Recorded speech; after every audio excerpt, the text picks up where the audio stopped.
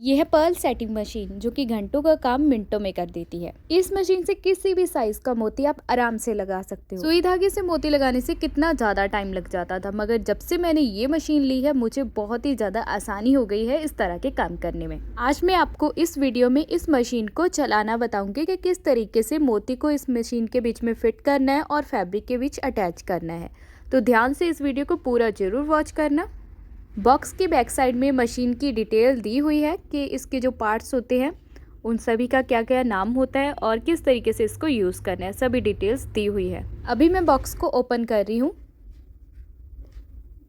Open करने के बाद ये इस तरह से पैक हुई मिलेगी आपको।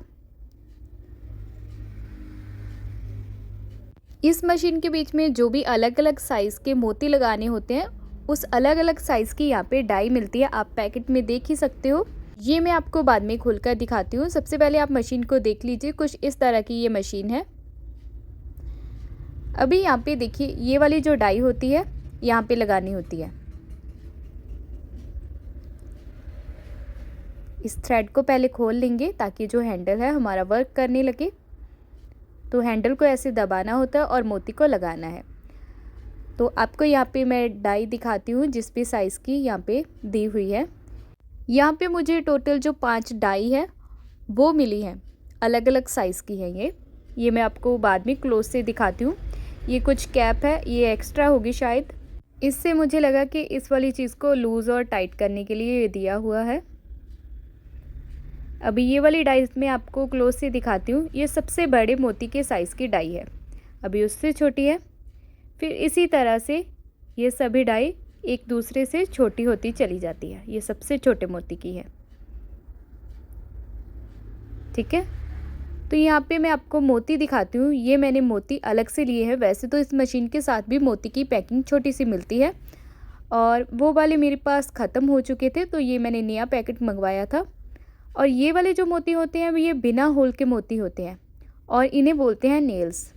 तो आप देख ही सकते हो यहाँ पे मोती और नेल्स की पिक्चर ड्रॉ की हुई है। नेल्स कुछ इस तरह के होते हैं, ये काफ़ी ज़्यादा छोटे होते हैं, पकड़ने में बहुत मुश्किल होता है। तो बहुत क्लोज से मैं आपको दिखा रही हूँ। कुछ इस तरह का कांटे की तरह होता है ये नेल, जो कि मोती के नीचे लगा होता है, ठीक है। इसकी मैंने अलग से पैकिंग ली है। अभी मेरे पास ख़त्म हो चुके थे तो मैंने अलग से इसकी पैकिंग ली है। तो यहाँ पे जो भी मैं मोती यूज़ कर रही हूँ इस वाले मोती की साइज़ के अकॉर्डिंग आपको डाई लगानी है। यहाँ पे देखिए ये वाली जो डाई है ये छोटी पड़ रही है इस मोती के साइज़ के अकॉर्डिंग, ये पूरी फिट हो रही है।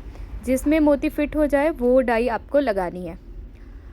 तो बहुत ही सिंपल तरीके से यहाँ पे ऊपर वाली साइड में ये कैप वाले हिस्से को ऊपर रखना है और इसको टाइट कर देंगे, ठीक है। टाइट करने के बाद ये देखिए ऐसे प्रेस करना होता है। अभी मैं आपको एक मोती लगाकर बताऊंगी। एक मैं आपको फैब्रिक दिखाती हूँ। ये मेरे पास कुछ फैब्रिक पड़ा हुआ था, जैसे कि रेडीमेड इस तरह की नेट वगैरह होती है, उसमें पहले से ही आपने देखा होगा कि इस तरह के मोती लगे होते हैं। ये सेम इसी तरह से ही लगेंगे। ये मैं आपको इसलिए दिखा रही हूँ ताकि आपको पता लग जाए कि ये मशीन किस तरह से मोती को लगाती है। ऊपर वाली साइड में मोती को रखना है कैप के बीच में, और ये वाले नेल को देखिए ध्यान से, यहाँ पे जो कांटे वाली साइड है उसको हाथ से पकड़ना है और यहाँ पे होल पे फेंक देना है, बिल्कुल सीधा, ठीक है। तो इसी नेट के ऊपर मैं लगा कर बताती हूँ आपको। यहाँ पे नेट पे लगाते हैं और हैंडल को प्रेस करना है कुछ इस तरह से। तो यहाँ पे देखिए नेट के ऊपर आराम से ये मोती लग गया है। तो सेम उसी तरह का मोती लगा है जैसे कि इसके बीच में पहले लगे हुए थे, ठीक है। तो अलग अलग तरह के फैब्रिक के ऊपर ये मैंने कुछ स्क्रंचीज ली है। तो कल मैं इसके ऊपर लगा रही थी तो मैंने इसको बीच में ही छोड़ दिया था। अभी दोबारा से आप देख लीजिए कि किस तरीके से इसको रखना है। ये जो नेल की प्लेन वाली साइड है उसको नीचे रखना है और कांटे वाली साइड को ऊपर रखना है और नीचे फेंक देना है। फिर स्क्रंची वाले फैब्रिक को इन दोनों के बीच में रखना है और हैंडल को प्रेस कर देना है इस तरह से। पूरा टाइट आप हैंडल को दबा लीजिए ताकि जो मोती है वो अच्छे से लग जाए। तो बाद में मैं आपको ये चीज़ भी बताऊंगी कि ये निकलते भी हैं या नहीं, ठीक है। तो पहले आप इसको यूज़ करना सीख लीजिए कि किस तरीके से इसको यूज़ किया जाता है। तो मैंने पूरी स्क्रंची के ऊपर देखिए मोती लगा लिए, कितनी प्यारी बन चुकी है। सुई धागे से लगाती तो कितना ज़्यादा टाइम लगना था इसमें। अभी ये मैंने अपना एक स्वेटर लिया है, इसकी बाजू के ऊपर भी लगा कर देखेंगे, क्योंकि ये चीज़ भी पता लग जाएगी कि वूल के ऊपर ये मशीन किस तरीके से वर्क करती है। तो मैंने सभी तरह के कपड़े के ऊपर इस चीज़ को लगा कर देखा था और मुझे लगा कि जो 2-3 लेयर वाले फैब्रिक होते हैं, जैसे कि हम डबल स्टिच कर लेते हैं, कोई मोटा फैब्रिक हो या फिर 4-5 लेयर वाला हो, उसके ऊपर ये वाले मोती अटैच नहीं होंगे, बाद में खुल जाएंगे शायद, मुझे ऐसा लगता है। वैसे मैंने उसके ऊपर लगाकर नहीं देखा है। जिस फैब्रिक के ऊपर मुझे लगा कि इस तरह के फैब्रिक के ऊपर हम मोती वगैरह अटैच करते रहते हैं, तो मैं उन्हीं सभी फैब्रिक के ऊपर इस मशीन से लगाकर आपको दिखा रही हूँ। कुछ इस तरह से बैक साइड में ये नेल आ जाते हैं। तो ये वाले जो नेल हैं वो काफ़ी ज़्यादा छोटे हैं, मेरे तो हाथ में ही नहीं आ रहे थे और कहीं पर बार बार गिर रहे थे, मगर सुई धागे से काफ़ी जल्दी लग जाते हैं। तो लगाते जाओगे बार बार। मुझे तो काफ़ी ज़्यादा मज़ा आ रहा था इसको लगाने में, और धीरे धीरे से मैंने इसकी सिर्फ बाजू पर ही नहीं लगाए, और जो अपने फ्रंट में इसके ऊपर एम्ब्रॉयडरी देखी थी उसके सेंटर में भी मैंने एक एक मोती लगा लिया था, ताकि जो ये वाली जैकेट है वो अच्छी लगे। बाजू के ऊपर तो मैंने वैसे ही लगा लिए थे। तो अभी ये वाला लास्ट 1-2 मोती है।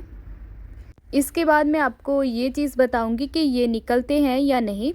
तो यहाँ पे मैं इस स्वेटर को अभी ख़राब नहीं करूँगी, ये बहुत ही प्यारे लग रहे थे। तो जो मैंने स्क्रंची के ऊपर लगाए थे उसको निकाल कर देखते हैं। तो यहाँ से स्क्रंची वाले जो मोती है उसको मैंने ज़ोर से खींचा तो ये निकल गया। तो ये नेल अटका रह चुका था कुछ इस तरह से, मगर जैसे कि अभी मैं ऐसे ऐसे कर रही हूँ, इसको वॉश भी करूँगी या फिर कुछ इस तरह से खींचूँगी भी, तो ये नहीं निकल रहा। बहुत ज़ोर लगाने के बाद ये निकल जाते हैं, ठीक है। वैसे तो बहुत ज़ोर लगाओगे तो सुई धागे वाले भी मोती निकल जाएंगे, ख़राब हो जाएंगे, वो ढीले हो जाते हैं, तो आपने देखा ही होगा।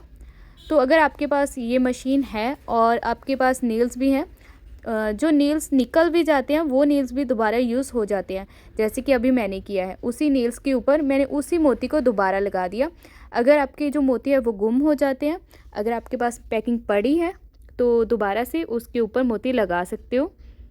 मेरे हिसाब से देखा जाए तो मैंने इस मशीन से मोती काफ़ी जगह पर लगाए हैं और अलग अलग फैब्रिक में लगाए हैं, तो ये निकलते नहीं हैं। अगर आप ज़ोर से खींचोगे तो सुई धागे वाले भी निकल जाते हैं। ऐसी बात नहीं है कि ये मशीन काम की नहीं है, बहुत ज़्यादा काम की मशीन है ये। मेरी तरह अगर आप भी ये मशीन को लेना चाहते हो तो इसका लिंक आपको डिस्क्रिप्शन बॉक्स में मिल जाएगा। तो ये मशीन मैंने ली थी, तो मैंने सोचा कि आपके साथ इसका ऑनेस्ट रिव्यू शेयर करते हैं, ताकि आपको भी पता लग जाए कि ये मशीन कितनी अच्छी है या कितनी बुरी है। ये वीडियो अगर आपको पसंद आई है तो ज़रूर लाइक कर देना और कमेंट में बताना कि आप इस मशीन को 10 में से कितने मार्क्स दोगे।